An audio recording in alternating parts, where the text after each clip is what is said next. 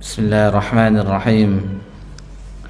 Assalamualaikum warahmatullahi wabarakatuh. Alhamdulillah hamdan katsiran thayyiban mubarakan fih kama yuhibbu rabbuna wa yarda. Ashhadu an la ilaha illallah wahdahu la syarika lah wa ashhadu anna Muhammadan abduhu wa rasuluh sallallahu alaihi wa ala alihi wa man sara ala nahjihi wa tamassaka bi sunnati ila yaumiddin wa sallama tasliman katsira. Amma ba'd. Alhamdulillah, puji syukur kehadiran Allah Subhanahu wa taala di malam yang berbahagia ini, di tanggal 14 Sya'ban 1445 Hijriah, bertepatan tanggal 23 Februari 2024 Masehi. Allah kumpulkan kita di tempat yang mulia dalam rangka mempelajari agama Allah Subhanahu wa taala, dalam rangka mempelajari suatu pembahasan yang sangat mulia, yaitu pembahasan sekitar bulan Ramadan, bulan yang diimpi-impikan oleh setiap insan yang beriman, bulan yang penuh keberkahan, bulan yang penuh ampunan, bulan yang akan mengantarkan seorang hamba ke derajat ketakwaan. Salawat beriringkan salam kepada Nabi kita tercinta, Nabi Muhammad sallallahu alaihi wasallam. Ikhwani fid din rahimanikumullah, pembahasan kita di kesempatan ini adalah bagaimana seorang hamba Allah ketika ingin memasuki bulan Ramadan. Yang pertama yang harus hadir di dalam hati kita yaitu rasa gembira, rasa senang, rasa bahagia, karena ini adalah kesempatan yang tidak akan mungkin terulang kembali di tahun-tahun berikutnya. Atau mungkin Ramadan ini tidak bisa kita untuk bersua dengannya, karena ajal sudah ditentukan oleh Allah Subhanahu wa taala. Allah Subhanahu wa taala berfirman, "Walikulli ummatin ajal." Di setiap umat itu ada batas waktunya, ada ajalnya. Idza jaa ajaluhum la yastakhiruna sa'atan wa la yastaqdimun. Jika ajal itu sudah datang, maka tidak bisa diakhirkan dan tidak bisa pula dimajukan. Jadi mohonlah kita kepada Allah Subhanahu wa taala agar kita bisa berjumpa di malam atau di bulan Ramadan. Baik, sebagaimana tema yang telah kita sampaikan, bahwasanya Ramadan datang, hati pun bergembira. Jadi sebagaimana kita sebutkan tadi, bahwasanya bulan Ramadan bulan penuh berkah, bulan penuh rahmat dan ampunan serta pembebasan dari neraka. Untuk itu, agar kita tidak sama Ramadan yang ini dengan Ramadan yang berlalu yang sering kita jumpai, agar Ramadan kita lebih berkualitas di tahun-tahun sebelumnya, agar Ramadan ini kita mendulang pahala dan memberikan kesempatan kita yang banyak dosa, yang hina ini, untuk bertaubat, memperbaiki diri kepada Allah Subhanahu wa taala. lihatlah apa yang disampaikan oleh Nabi kita tercinta sallallahu alaihi wasallam di halaman 27. Mungkin bisa dilihat Bapak-bapak, di halaman 27 Allah Subhanahu wa taala berfirman,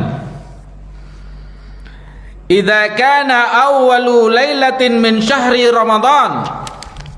Apabila malam pertama bulan Ramadan telah tiba,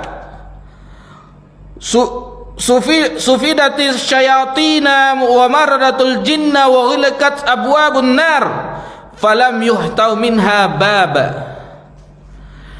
Syaitan-syaitan dan para petingginya dibelenggu, pintu-pintu neraka ditutup, dan tidak ada satupun dari pintu neraka yang dibuka. Kemudian wa futihat abwabul jannah falam yughlaq minha bab, dan pintu-pintu surga semuanya dibuka, tidak ada satupun yang tertutup.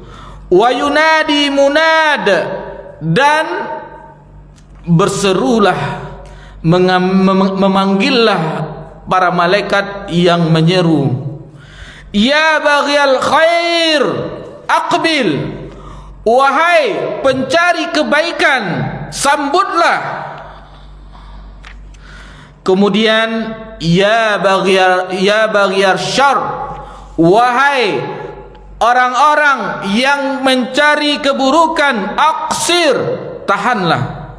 Walillahi utaqa'u minan nar wa dzalika kulla lailah. Dan Allah memiliki hamba-hamba yang akan dibebaskan dari neraka, dan hal itu terjadi setiap malam. Hadis ini hasan sebagaimana yang dinyatakan oleh Syekh Albani dalam Sahih At-Targhib. Ikhwani fid din rahimanikumullah. Jadi ini bahwasannya di hadis ini kita diminta untuk berbahagia apabila kita menemui bulan Ramadan, dan lebih berbahagia ketika kita Allah berikan taufik untuk mampu memenuhi hak-hak Ramadan secara sempurna. Namun sebaliknya, siapa yang berat hati menyambut kehadirannya, maka dia akan rugi dan hina berjumpa dengan Rabbnya. Semoga Allah Subhanahu wa taala membukakan pintu hidayah kepada kita hingga hati kita bergetar dan mata kita berkaca-kaca untuk menyambutnya. Nabi sallallahu alaihi wasallam bersabda di hadis yang lain yang diriwayatkan oleh Imam An-Nasa'i, "Atakum syahrul Ramadan." Telah datang kepadamu bulan Ramadan, syahrul mubarak, bulan penuh keberkahan. Faradallahu alaikum siyamah, Allah memfardukan atasmu berpuasa. Kemudian tuftahu fihi abwabus sama, Allah membukakan pintu langit. Wa tughlaqu fi abwabul jahim, dan ditutuplah pintu-pintu neraka. Wa taghullu fihi maradus syayatin, dan dibelenggulah petinggi-petinggi syaitan. Lillahi fi lailatun khairum min alfi syahr, di dalamnya di bulan Ramadan itu terdapat malam yang lebih baik daripada 1000 bulan, yakni malam Lailatul Qadar. Khairum min alfi syahrin, lebih baik daripada 1000 bulan, lebih kurang 83 tahun. Kita beribadah selama 83 tahun lebih, di satu malam itu lebih baik, khair, lebih baik. Man hurima khairuha faqad hurim, barang siapa yang terhalang dari kebaikannya, maka dia telah terhalang. Ikhwani fiddin rahimani wa rahimakumullah. Jadi bulan Ramadan menjadi saksi ketaatan bagi yang memuliakannya, dan menjadi saksi juga bagi orang yang melalaikannya atau yang berbuat maksiat di bulan tersebut. Wal'iyadzubillah. Kemudian kita beralih ke halaman pertama. Kita seberapa sampainya saja, enggak mungkin kita membahas satu kitab ini, tapi kita ambil poin-poinnya. Bahwasanya puasa itu menabur pesona. Puasa itu banyak pesona-pesonanya. Yang pertama yang harus kita ketahui adalah bahwasanya kita harus mengetahui pengertian dari siam tersebut. Secara bahasa dia adalah imsak, menahan dari sesuatu. Sedangkan menurut istilah syar'i, yaitu menahan dari segala yang membatalkan puasa, dari mulai terbitnya fajar sampai terbenamnya matahari dengan niat ibadah kepada Allah Subhanahu wa taala. Puasa terbagi menjadi dua. Ada yang puasa wajib seperti di bulan Ramadan. Kemudian ada puasa kafarat. Kemudian ada puasa nazar, orang yang bernazar. Itu hukumnya wajib ditunaikan. Kemudian ada puasa sunnah. Itu yang kita ketahui, puasa Senin, Kamis, Yaumul Bid, puasa Asyura, puasa Arafah, puasa 6 bulan Syawal dan yang lain-lainnya. Itu puasa sunnah. Ada beberapa hikmah dianjurkannya kita untuk berpuasa. Di antaranya di halaman yang kedua, hikmah yang pertama yaitu menangkal godaan syaitan dan rayuan syahwat.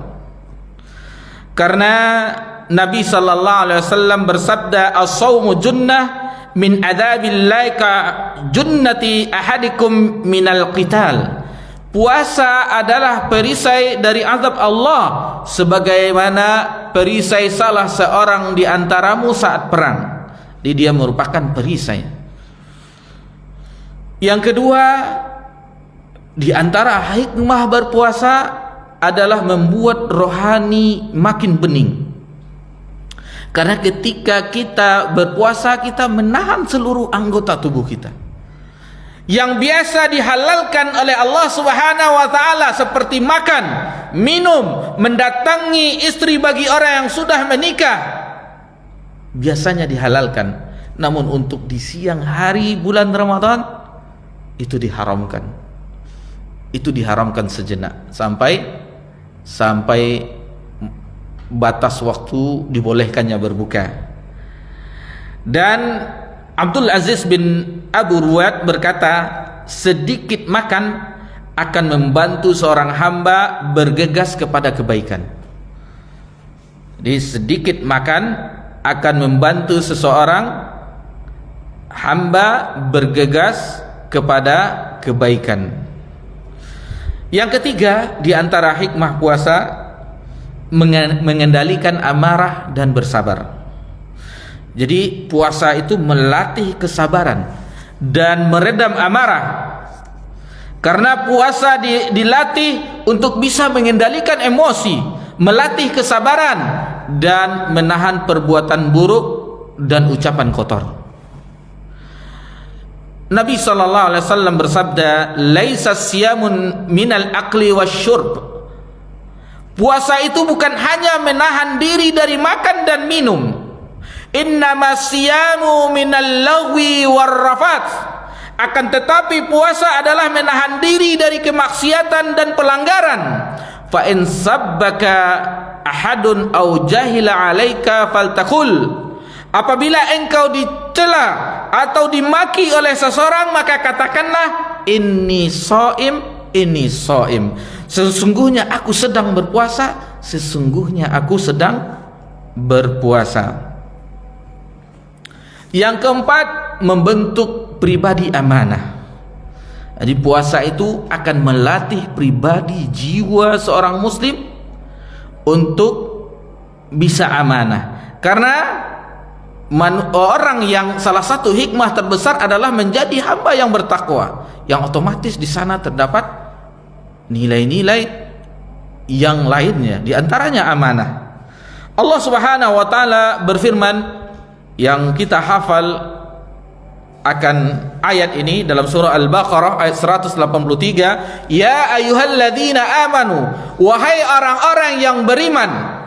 Berkata Abdullah bin Mas'ud radhiyallahu anhu, jika ada ayat-ayat di dalam Al-Qur'anul Karim dimulai dengan ya ayyuhalladzina amanu, wahai orang-orang yang beriman, maka pasanglah pendengaran, dipasang pendengaran kita, dengarkan baik-baik dengan seksama, karena setelah ayat itu akan berisi perintah untuk diamalkan dan larangan untuk ditinggalkan. Di sini perintahnya kutiba alaikumusiyam, diwajibkan atasmu berpuasa, kama kutiba alal ladzina min qablikum la'allakum tattaqun, sebagaimana diwajibkan atas umat-umat sebelummu, la'allakum tattaqun, agar kamu menjadi hamba yang bertakwa.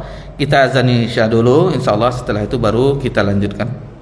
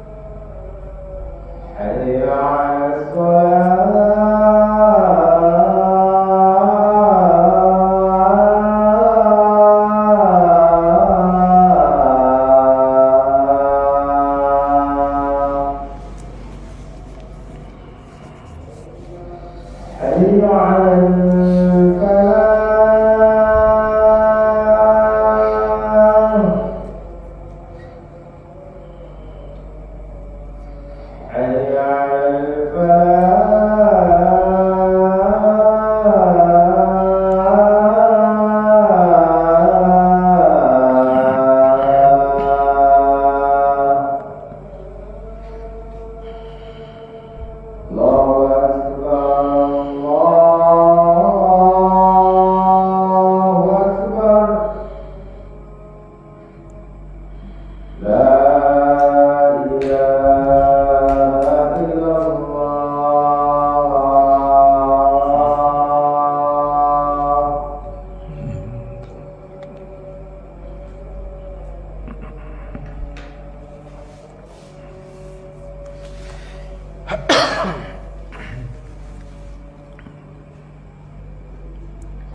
Alhamdulillah, wassalatu wassalamu ala rasulillah, ma ba'd. Kita lanjutkan ke hikmah, di antara hikmah puasa yang kelima, yaitu melatih disiplin dan profesional. Melatih disiplin dan profesional. Karena kalau kita lihat bagaimana rangkaian ibadah puasa, ditentukannya waktu-waktu, mulai di waktu sahurnya dan waktu berbukanya, kemudian waktu-waktu sholat. Tidak mungkin seseorang yang dia berpuasa tetapi tidak sholat, tidak mungkin, aneh. Otomatis ketika dia berpuasa, dia akan bisa melakukan ketaatan-ketaatan yang lainnya. Bukankah tadi di awal kita sebutkan bahwasanya setan-setan dibelenggu, dan ketika kita berpuasa menahan haus, lapar, maka itu akan mendorong kita meredam nafsu syahwat kita, sehingga kita mudah melakukan ketaatan kepada Allah Subhanahu wa ta'ala. Adapun yang keenam, yaitu di antara hikmah puasa menghargai nikmat dan bersyukur. Ikhwani fiddin rahimakumullah, ketika kita berpuasa menahan haus dahaga, menahan lapar seharian, maka betapa rindunya kita dengan makanan dan minuman. Terlebih di terik yang sungguh sangat panas. Itu kalau kita melihat orang yang berjualan es, wah, itu sudah lain pikiran, seolah-olah ini harus dimasukkan ke kerongkongan. Nah, itu bagaimana godaan tersebut, dan itu kita tidak boleh melakukannya di siang hari Ramadan. Sehingga apapun nikmat yang kita dapati dari Allah Subhanahu wa ta'ala, maka kita akan menghargai dan bersyukur. Dan kita bagaimana merasakan dari sosialnya orang yang Allah berikan kekurangan, yang tidak makan 3 kali sehari misalnya. Terlebih sekarang kita bermohon kepada Allah Subhanahu wa ta'ala, kondisi berita yang beras mahal, maka bagi kita yang mampu alhamdulillah tidak masalah. Tetapi bagi yang lain yang Allah berikan, takdirkan kekurang dari rezekinya, mungkin tidak bisa makan 2 kali sehari, mungkin hanya sekali sehari. Yang ketujuh di antara hikmah berpuasa, yaitu mengikis kesombongan dan menciptakan rendah hati. Puasa membentuk pribadi rendah hati dan menghilangkan sifat sombong, angkuh dan congkak. Ketika seorang hamba sedang berpuasa dan merasakan lapar ataupun dahaga yang membuat badan kita lemas, membuat badan kita lemah, dan pada saat itu kita akan menemukan jati diri sebagai hamba yang lemah dan tak berdaya.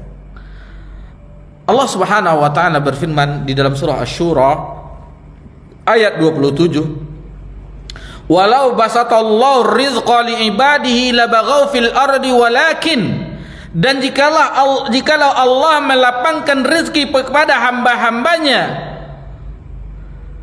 tentulah mereka akan melampaui batas di muka bumi. Walakin, akan tetapi, yunazzilu biqadarin ma yasha, Allah menurunkan apa yang dikehendakinya dengan ukuran.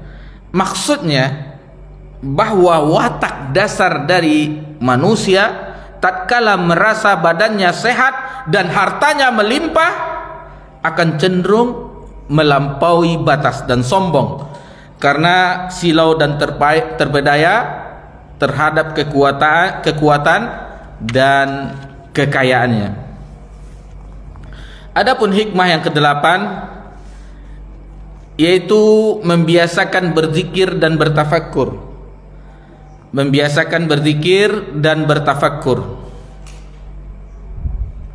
Jadi puasa akan mengasah hati seorang yang berpuasa, akan menuntun sehingga dia bisa bertafakkur dan memanfaatkan waktu untuk beramal soleh.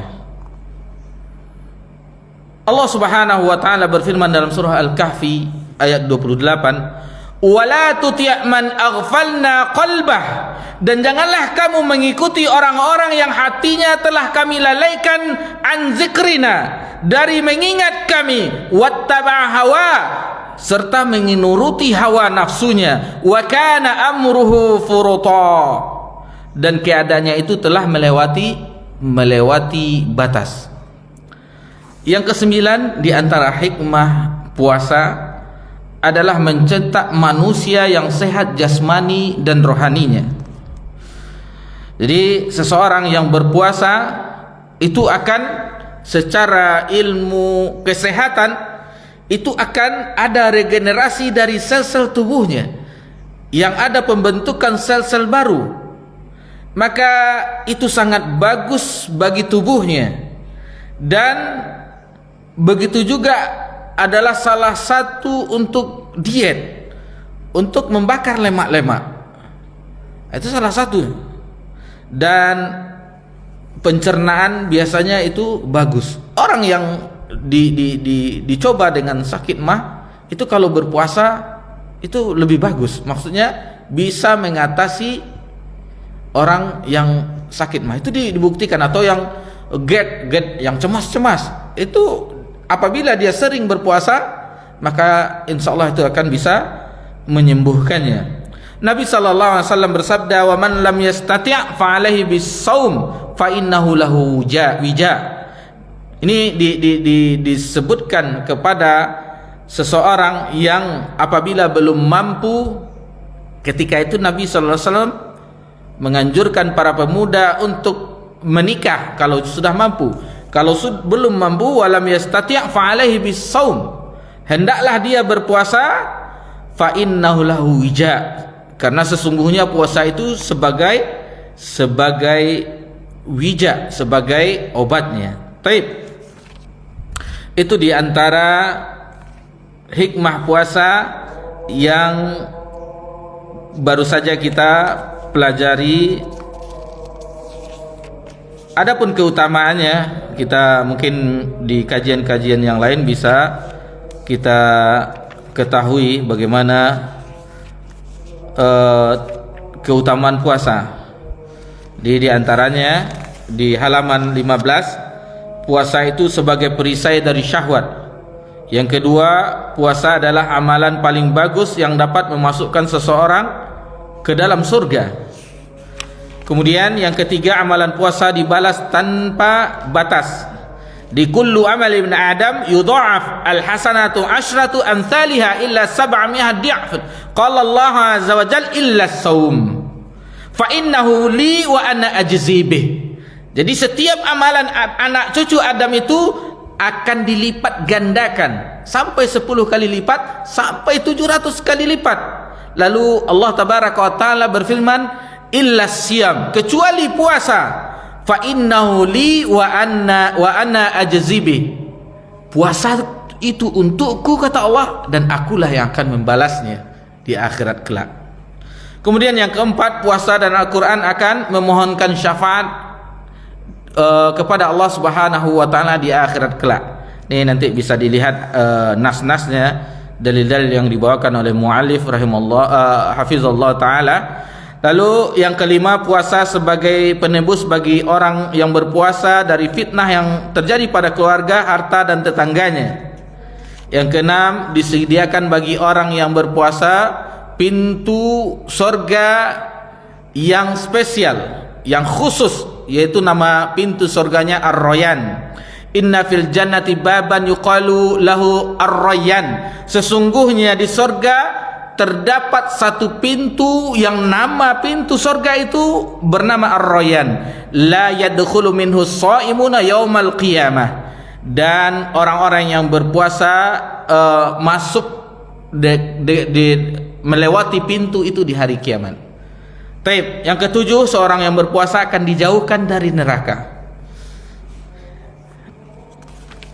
Adab-adab puasa di halaman 20. Di antara adab berpuasa agar puasa kita itu sempurna, yaitu yang pertama, menundukkan pandangan dan tidak membiarkan mata menikmati tontonan atau sesuatu yang dilihat yang haram. Nabi sallallahu alaihi wasallam bersabda, "An-nazratu sahmun masmumun min sihami iblis." Pandangan mata adalah salah satu anak panah di antara anak-anak panah iblis. Jadi ketika melihat, pas dilihat langsung dipalingkan wajah kita. Kalau orang awak kan enggak, sekali kan dah ada Ustaz. Pas lihat lama-lama sampai merah matanya. Enggak, tidak seperti itu. Jadi pas dilihat langsung dipalingkan. Jangan pas dilihat lama-lama sampai kan sekali itu rezeki Ustaz. La haula wala quwata illa billah. Baik. Kemudian yang kedua di antara adab-adab berpuasa yaitu menjaga lisan dengan tidak berbicara kotor, berdusta, mencaci maki, ghibah dan namimah. Nabi sallallahu alaihi wasallam bersabda, "Inna aktsara ma yudkhilun nasa naral ajwafan." Sesungguhnya sesuatu yang paling banyak memasukkan manusia ke neraka adalah dua rongga. Qalu ya Rasulullah, wa mal ajwafan? Lalu sahabat bertanya kepada Rasulullah SAW, ya Rasulullah, dua rongga yang mana? Qal al-farju wal fam. Jadi Nabi SAW menjawab yaitu mulut dan kemaluan. Qal atadruna aktsara ma yudkhilul jannah? Tahukah kalian apa yang paling banyak memasukkan seseorang ke dalam surga? Kata Nabi SAW, taqwallahi wa husnul khuluq, yaitu takwa kepada Allah dan akhlak yang mulia. Yang ketiga di antara adab puasa, ini adab berpuasa harus kita ketahui karena ini akan menjadikan puasa kita sempurna, yaitu menahan telinga dari suara yang haram. Ditahan telinga juga. Jadi berpuasa itu bukan hanya sekedar menahan makan, minum atau mendatangin istri. Seluruh anggota tubuh kita dijaga agar puasa kita sempurna. Jadi harus menahan pendengaran kita juga. Jadi jangan dengan gosip, ghibah, jangan kadang apalagi di media sekarang. Media itu enggak ada remnya itu. Semuanya la haula wala quwata illa billah. Enggak takut dosa orang yang bermain di media sosial. Dan tahun lalu kami di salah satu kajian di menyambut Ramadan, kami sarankan kepada bapak-bapak, ibu-ibu jamaah supaya di bulan Ramadan kalau ada wifi matikan. Kalau ada paket jangan dibeli dengan Al-Qur'anul Karim kita. Syahrul Ramadan unzila fil Quran. Kapan kita lagi bercerai dengan HP jet-jet kita? Seandainya bulan Ramadan tidak bisa membuat kita bercerai dengan HP kita, bulan apa lagi yang bisa kita dengan menikmati ayat-ayat Allah Subhanahu wa taala? Taib yang Nabi sallallahu alaihi wasallam bersabda, "Amsik alaika lisanak." Jagalah lisanmu. Kemudian wal yasayaka baituk, hendaklah engkau merasa lapang dengan rumahmu, wabki ala khati'atik, dan tangisilah dosa-dosamu. Yang keempat di antara adab-adab berpuasa yaitu menjaga kebersihan makanan dan minuman, terutama pada saat sahur dan berbuka. Jadi harus kita seleksi juga makanan yang mana yang bagus. Ini kadang-kadang sebenarnya tuntunannya sederhana, berbuka dengan iganjil, bilangan kurma, minum, dah selesai, baca doa, berangkat sholat maghrib. Ini kadang seharian sudah menahan, wah, dihidangkan oleh orang rumah kan, wah lengkap semuanya, kolak ini, kan yang ketujuh di abang nak, masya Allah. Habis itu dah kenyang, tak sanggup salat maghrib. La haula wala quwata illa billah. Jadi ada masanya. Ada juga yang tahan habis itu, tapi habis isya, habis tarawih nak tahan juga, lihat daripada basi di luar lah. Nak tahan juga jadinya. Jadi ya itulah, sama juga jadinya, sehingga balas dendam di malam hari. Baik. Yang kelima, sehebat apapun ibadah seorang hamba pada saat puasa Ramadan, hendaknya dia ada hadir di dalam jiwanya rasa harap dan cemas. Jangan sampai bersikap ujub karena tidak tahu amalnya diterima atau tidak. Jadi harus ada itu rasa cemas kita dengan amalan ibadah kita diterima atau tidak. Harap kita agar diterima oleh Allah Subhanahu wa taala. Nabi sallallahu alaihi wasallam bersabda, "La yanjua ahadum minkum bi amalih." Tidak ada seorang pun dari kalian, kata Nabi sallallahu alaihi wasallam, yang selamat karena amalnya. Qalu wala anta ya Rasulullah. Lalu sahabat bertanya, termasuk engkau juga wahai Rasulullah? Lalu Nabi bersabda menjawab, wala ana, dan begitu juga saya, kata Nabi sallallahu alaihi wasallam, illa ayyataghamadani Allah bi rahmatin minhu wa fadlin. Lalu Nabi memberi nasihat di akhir hadis tersebut, hanya saja Allah meliputiku dengan rahmat dan karunia-Nya. Yang keenam, jadi kalau seandainya Allah mudahkan kita, Allah beri taufik kita, bisa biasanya di luar Ramadan kita membaca Al-Quran 1 juz 1 hari. Di bulan Ramadan usahakan lebih 2-3 juz atau berapa juz. Ini pengalaman, ini bukan ana ya, tapi seorang sahabat yang kita tidak dari teman ke teman lah, tapi insya Allah sahih bahwasanya si fulan itu, katanya dia biasa di bulan Ramadan itu lebih, kan Ramadan kita biasanya lebih meningkat. Itu kita saksikan kalau di masjid-masjid kaum muslimin awal-awal 1 pekan itulah, itu kita kalau terlambat sedikit di teras-teras masjid kita tarawihnya, semangat semuanya. Dan yang seorang ikhwan ini, saudara kita ini, sebelum azan datang dia 45 menit atau setengah jam sebelum azan sudah berada di masjid salat sunat. Lalu dia baca, bisa dia berlembar-lembar, sehingga sebelum azan dan setelah salat sunat ba'diyah bisa 1 juz. 1 juz, salat 5 waktu, 5 juz, 5 kali berarti 6 hari, sekali 6 hari khatam, sekali 6 hari khatam 30 juz kan, jadi sekali 6 hari khatam. Ini rahasia, kita pun tak bisa mengamalkan. Tapi itu rahasia yang kita berusaha. Pokoknya harus lebih dari 1 juz 1 hari. Begitu juga dengan infak donasi berbuka, yang itu walaupun hanya berapa mampu kita, 2.000, 5.000, sesuai dengan kemampuan kita. Karena Allah tidak menilai jumlahnya. Ini mempunyai harta yang banyak nolnya. Angkanya cuma 1 tapi nolnya banyak. Entah itu M atau T, menyumbang dia 100 juta.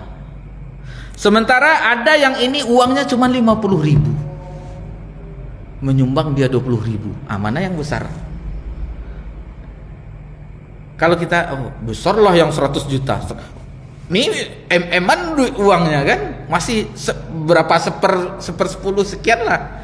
Yang ini sudah 2/3 dia menyumbang, uangnya cuma 50.000.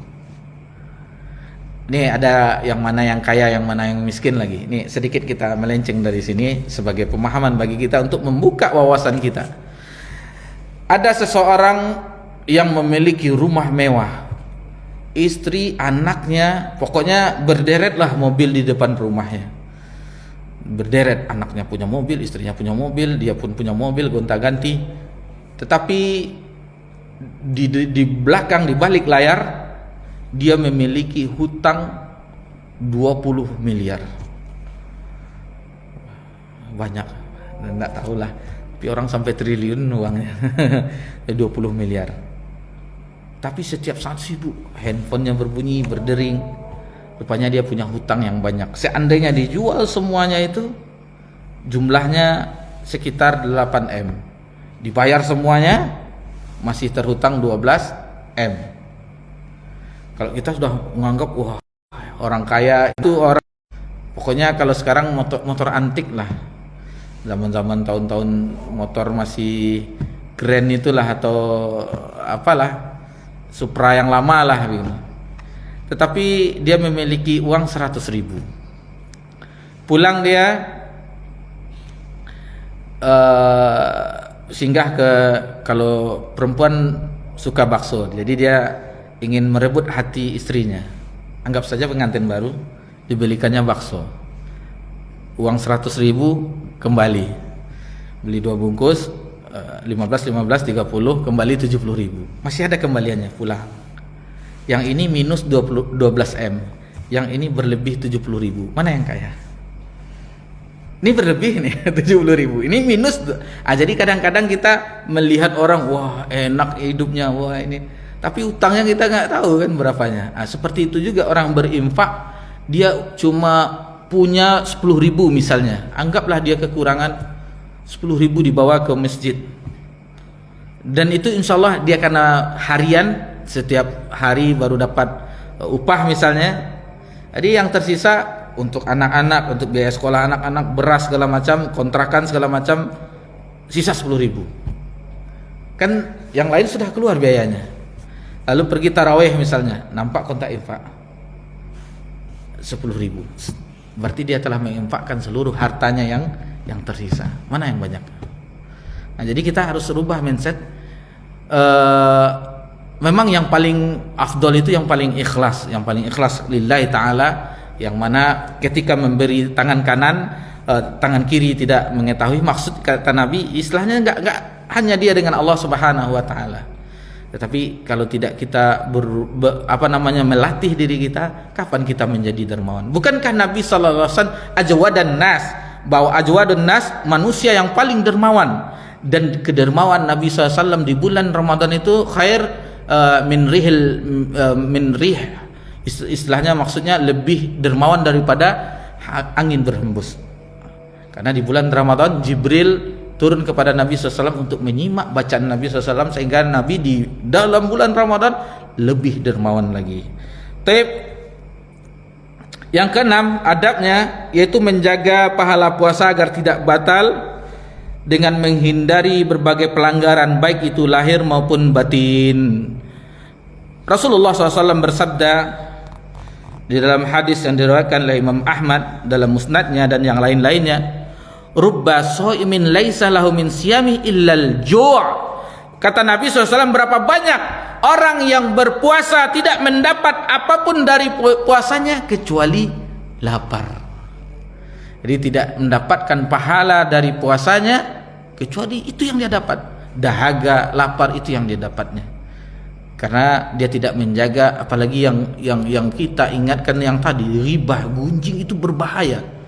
Dan yang anehnya di zaman ini yang kita ketahui, yang biasanya ibu-ibu muslimah yang suka bergunjing, yang suka yang ngerumpi segala macam. Tetapi bapak tidak kalah dahsyatnya di zaman ini. Kadang membicarakan si fulan, iya, entah apa manfaatnya? Enggak ada manfaatnya. Ada salah seorang imam, kalau tidak salah Abdullah bin Mubarak rahimahullah taala, ketika dia diribahi, digunjingi oleh orang, disebutkan aib-aibnya, lalu datanglah orang mendatangnya, sesungguhnya si fulan telah mengatakanmu begini wahai imam. Benarkah dia mengatakannya? Benar. Dia ini adu domba juga ini, supaya imam ini marah kepada si fulan. Lalu, oh terima kasih atas infonya, jazakallah khair. Apa yang dilakukan oleh imam ini? Kalau tidak salah Abdullah bin Mubarak, diambilnya keranjang buah-buahan, diisinya, lalu dia mendatangi rumah si fulan yang telah menjelekkannya. Assalamualaikum, lalu dikasihkannya hadiah. Heran dia, kenapa dikasih? Ya, engkau telah berbuat baik kepadaku, engkau telah membicarakan aibku, yang otomatis pahalamu untukku, maka aku beri hadiah ini. Jadi jangan marah pula kita si A itu begini, bapak ini begini, ustadz itu begini, tuh ustadz tuh. Untuk apa? Yang punya surga itu Allah Azza wa Jal, yang berkuasa di akhirat itu Allah, Maliki Yaumiddin. Untuk apa kita dengan telinga kita risih dengan omongan-omongan orang? Yang penting bagaimana Allah ridho. Adapun berita-berita miring, kabar-kabar miring yang tidak mengenakan, anggap saja itu ada pada kita, berusaha kita berubah. Cerminan bagi kita, ternyata saya begitu ya. Berubah kita untuk hal yang baik. dan kita berharap mungkin tidak semuanya yang bisa kita pelajari, masih banyak yang tersisa, tapi yang sedikit ini mudah-mudahan ini sebagai bekal kita untuk memasuki bulan Ramadan. Ketahuilah Ramadan itu adalah bulan yang seandainya kita mengetahuinya, maka jiwa kita sebagaimana kita sebutkan tadi akan terenyuh, jiwa kita bahagia dan berkaca-kaca air mata kita. Bagaimana bahagianya orang-orang soleh dahulu dengan bulan Ramadan ini. Kita sambutannya biasa, malahan sebagian orang di puasa besok lah lapar lo siang, ada cemas dia. Jadi ini sebagai bekal, dan ini kita umumkan juga, ini kajian kita di musola ini kajian terakhir, dan kita anggap saja ini akhir dari semester kita di tahun ini. Kita libur, anggap saja di bulan Ramadan libur semester. Insyaallah jika ada pengumuman kembali dimanapun kita belajar, di sini atau di mana, yang penting kita insyaallah kita lanjutkan pelajaran sirah nabawiyah kita yang akan kita lanjutkan insyaallah setelah Ramadan nanti. Tinggal menunggu kabar dari panitia jika mau melanjutkan, tapi kalau tidak ada gimana lagi kan. Insyaallah jika kita dihubungi selagi kita ada kesempatan, kita akan belajar bersama-sama. Dan ana mohon maaf juga secara pribadi seandainya seperti hari ini terlambat juga, qadarullah masyafa'al. Kemudian mungkin ada penyampaian yang kurang bisa dipahami, yang kurang dimengerti, atau ucapan, lirikan mata atau apa segalanya mungkin maksudnya sebenarnya tidak apa-apa, tetapi kadang-kadang melecehkan awak lo Ustaz, itu tidak ada, mungkin itu khilaf atau segala macam. Mohon maaf kalau dapat kita memasuki bulan Ramadan dengan hati yang benih, bersih, sehingga kita menikmati keindahan-keindahan ibadah kita di bulan Ramadan. Taib, Allahumma balighna Ramadan. Kita berdoa agar Allah perjumpakan kita di bulan Ramadan di tahun ini dan tahun-tahun yang akan datang, dan memberikan kita taufik hidayah agar bersemangat beribadah kepada Allah Subhanahu wa taala dan menahan diri kita dari maksiat kepada Allah. Dan PR menjelang 2 pekan yang akan datang, di waktu selain membaca Al-Quranul Karim, usahakan membaca lembaran-lembaran ini supaya ada bekal juga. Mungkin di ustaz-ustaz kita ada kajian bekal Ramadan juga, tapi mungkin kita ada waktu luang sejenak kita baca buku ini. Mudah-mudahan itu bisa menjadi pengetahuan kita sebagai bekal untuk memasuki bulan Ramadan. Taib, mohon maaf jika ada kesalahan, mudah-mudahan ini bermanfaat. Subhanakallahumma hamdika asyhadu an la ilaha illa anta astaghfiruka wa atubu ilaik. Wassalamu ala nabi Muhammad sallallahu alaihi wasallam wa ala alihi washabihi ajmain. Walhamdulillahirabbil alamin. Wassalamu alaikum warahmatullahi wabarakatuh.